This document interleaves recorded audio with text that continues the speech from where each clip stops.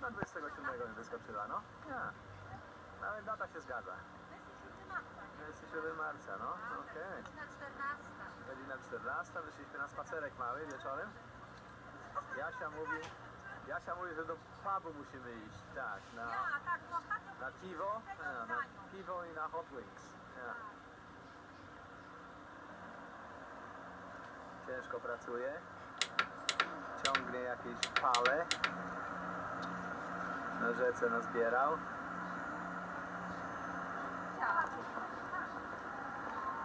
A tu jest łódź podwodna, radziecka, która została wystawiona jako muzeum do zwiedzania.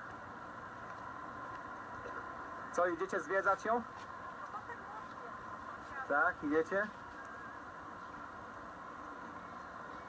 Znajomy nam znak. Ania mówi, cepa cepem pogania.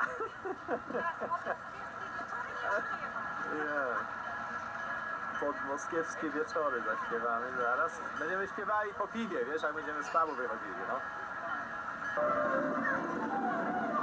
Ale ładnie. Ale ładnie.